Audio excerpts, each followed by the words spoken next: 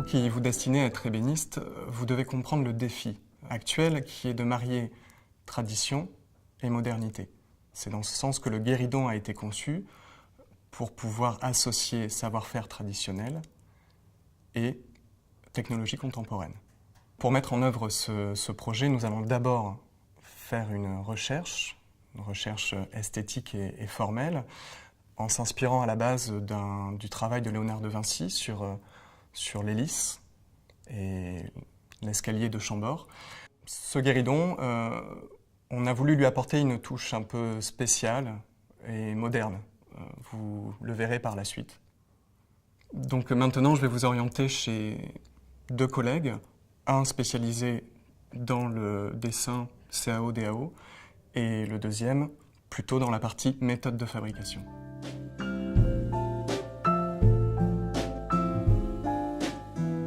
Bienvenue dans la salle de dessin industriel. On va ici travailler comme dans un bureau d'études. On a reçu un cahier des charges de la part d'un collègue enseignant en fabrication et on doit définir tout un projet de A à Z, toutes les pièces, pour qu'on puisse fabriquer l'objet. Donc là, nous sommes partis sur un guéridon hélice qui doit être entièrement assemblé par des liaisons simples et qui va être presque entièrement fabriqué à la commande numérique. L'objet qu'on doit réaliser, là, représenté en coupe partielle, est un guéridon hélice. On voit à l'intérieur l'axe qui va permettre de resserrer toutes les pièces les unes par rapport aux autres, avec une tige filetée qui doit être dissimulée, bien évidemment.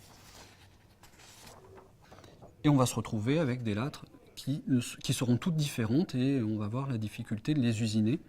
Et ce sera à nous aussi, en bureau d'études, de réfléchir à cette fabrication par le biais de la commande numérique. Et par rapport au projet de base, laquelle des contraintes pour la mise en œuvre de la conception du projet était la plus difficile aussi? Parmi les trois contraintes, on avait la contrainte de positionnement qui est une contrainte classique, donc toujours la même. La contrainte où il y avait l'axe à positionner au milieu, c'est encore une contrainte simple. Par contre, passer le câble électrique nous impose de déplacer le perçage sur chaque pièce. Donc c'est la troisième contrainte qui est la plus complexe, celle où il faut faire passer le câble électrique, c'est un perçage qui est différent sur chaque pièce. Je vais vous montrer sur informatique. Donc là, sur informatique, on a modélisé l'objet complètement et on va pouvoir se rendre compte qu'à l'intérieur, on a le premier perçage, comme j'avais cité, et le deuxième.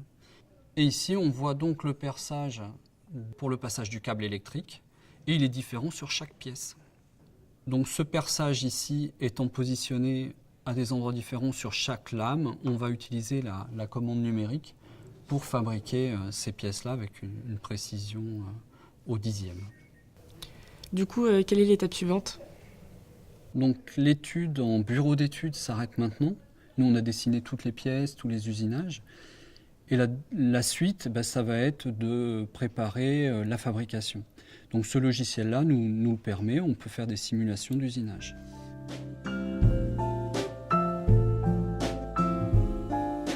Avec mon collègue, vous avez vu la conception du guéridon sur un modeleur 3D.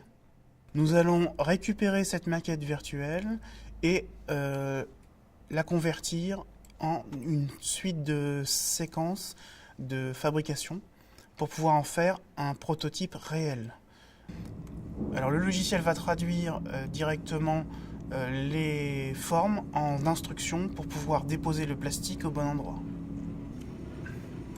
L'objectif ici est de faire le prototypage du guéridon, ce qui permettra de vérifier le design ou la conception.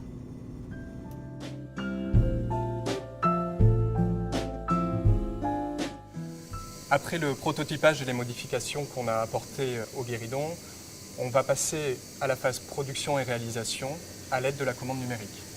Cette machine nous permet d'avoir une découpe du bois et une précision de l'ordre du dixième.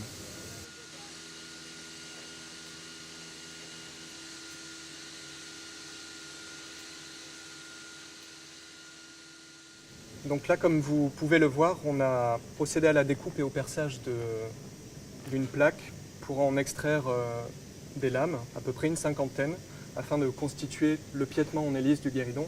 La particularité de ces lames, c'est qu'elles ont tout un perçage différent. C'est pour ça qu'on va les numéroter individuellement, afin de pouvoir s'y retrouver dans la phase d'assemblage et de collage. Justement, je me demandais pourquoi toutes les lattes n'étaient pas percées au même endroit, pourquoi elles étaient toutes différentes.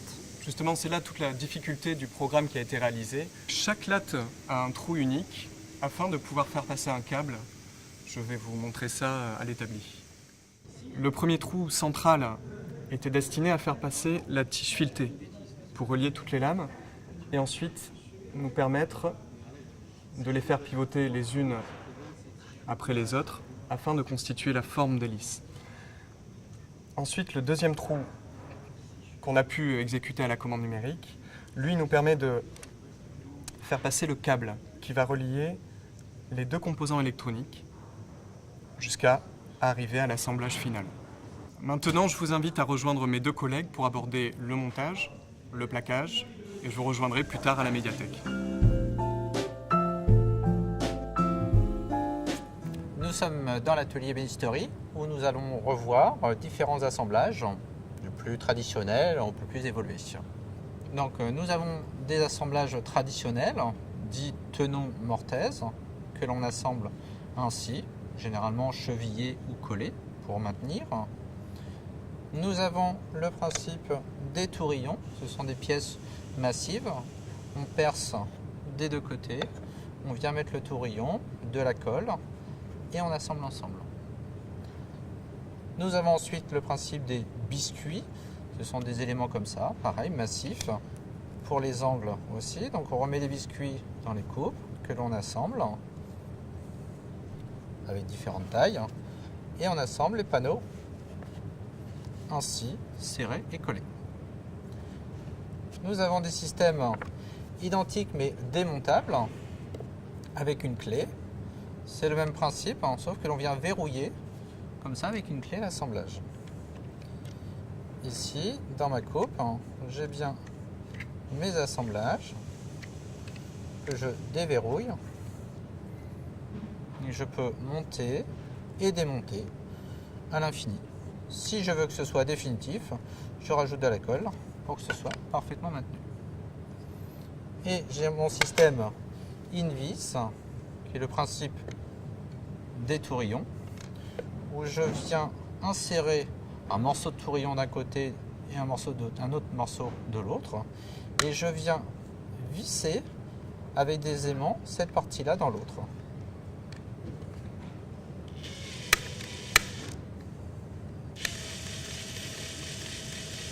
Ça tourne, ça visse, et là c'est complètement indémontable et invisible. Donc avec ces différents systèmes d'assemblage, pour le guéridon, nous allons utiliser les tourillons pour assembler tout le système de la colonne. Et pour fixer le dessus, nous allons utiliser ce système invisible fixé dans les différentes parties pour pouvoir visser et fixer les dessus sans aucune visserie et assemblage visible. Qu'est-ce qu'on fait ensuite? Je vais maintenant vous orienter vers mon collègue Olivier qui va vous expliquer le matériau dit plaquage, les feuilles de bois, que l'on a utilisé principalement pour le motif du dessus de notre guéridon. Quelle est la différence entre la menuiserie et l'ébénisterie? Alors, ce qu'il faut savoir déjà dès le départ, c'est qu'à l'origine, un ébéniste, c'était un menuisier. Alors le menuisier, lui, qu'est-ce qu'il faisait à l'époque? Je remonte au XVIe siècle. C'était quelqu'un qui était capable de faire des meubles avec des menues pièces, des pièces de petite dimension, d'où le terme de menuisier. Et puis il y a eu des menuisiers qui ont vu qu'il y avait des bois un peu extraordinaires qui revenaient de l'étranger, des pays exotiques notamment, et qui ont voulu s'en servir pour faire des décors. Il y a eu, parmi les essences qui sont revenues, il y a eu de l'ébène, d'où les menuisiers d'ébène, les menuisiers en ébène, et qui sont devenus couramment des ébénistes. Voilà. Alors, l'ébéniste, qu'est-ce qu'il fait? Il travaille avec des plaquages et il fait des décors qu'il va plaquer sur les meubles qu'il fabrique. Voilà le travail de l'ébéniste comparativement à celui du menuisier qui, lui, en général, à cette époque-là, travaillait avec des bois massifs. Quels sont les différents types de décors et comment peut-on les différencier sur les meubles des ébénistes? Alors, avec du plaquage, on peut faire plusieurs choses. Un ébéniste, lui, couramment, il va faire ce qu'on appelle des frisages. Quand on regarde ce travail, le frisage correspond au fond du travail. C'est-à-dire, l'ébéniste va utiliser le veinage du plaquage, de l'essence de bois qui est choisie, pour faire un décor géométrique. Et le marquetteur, lui, ce qu'il va faire, c'est qu'il va utiliser des plaquages aussi, mais il va les découper élément par élément et il va pouvoir faire un motif, comme c'est le cas là, par exemple, avec des fleurs, des rinceaux, etc. Donc on a le travail du frisage qu'un ébéniste peut pratiquer couramment, mais dès l'instant qu'il s'agit d'un bouquet ou d'un paysage, ce sera le travail d'un marquetteur. Que ce soit l'ébéniste ou le marquetteur, de toute façon, ils doivent passer par un dessin. Et quand ils font leur dessin, ils vont évidemment devoir légender ce dessin, c'est-à-dire choisir les essences de plaquage qu'ils vont utiliser. Alors ce que je te propose, c'est d'aller voir le nuancier de plaquage qui permet justement de faire ce choix. Voici le nuancier dont je parlais tout à l'heure, celui qui permet justement de faire le choix des essences pour pouvoir légender le dessin, c'est-à-dire trouver les bonnes couleurs qui vont être en harmonie et qui vont permettre justement de mettre en valeur le travail que l'on a préalablement dessiné. Voilà. Donc par exemple, dans les essences qu'on a là, on a une progression entre la valeur la plus claire et la valeur la plus foncée. Donc ce que tu as sur ta gauche, c'est du hou, qui est pratiquement blanc. Et puis ce que tu as sur ta droite, là, le plus foncé, là, c'est de l'ébène de Macassar. Là, on en a grosso modo qu'une cinquantaine à peu près, mais on peut en avoir à disposition 300 essences naturelles. Une autre chose aussi sur le nuancier qui est peut-être intéressante aussi, c'est d'avoir fait la différence entre le bois lorsqu'il est nu, sans finition, et lorsqu'il est verni, ce qui fait une différence de tonalité. Donc ça, c'est à prendre en compte quand on fait le choix justement des essences, de savoir qu'une fois verni, les essences vont réagir différemment que ce que l'on peut voir au naturel.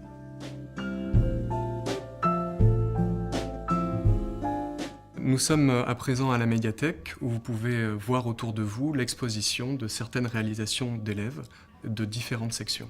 Donc, vous me demandiez tout à l'heure l'intérêt des différents trous dans chaque latte. En fait, c'était dans le but de passer un câble, comme je vous l'ai dit, qui va servir à alimenter un chargeur à induction pour smartphone de façon autonome, le téléphone est bien en charge. Donc, nous avons insisté dans un premier temps sur les compétences techniques qu'il faut savoir acquérir pour exercer ce métier, mais je voudrais attirer votre attention sur les qualités qu'il faut avoir, comme la persévérance, la rigueur, un sens artistique développé et évidemment et avant tout la passion.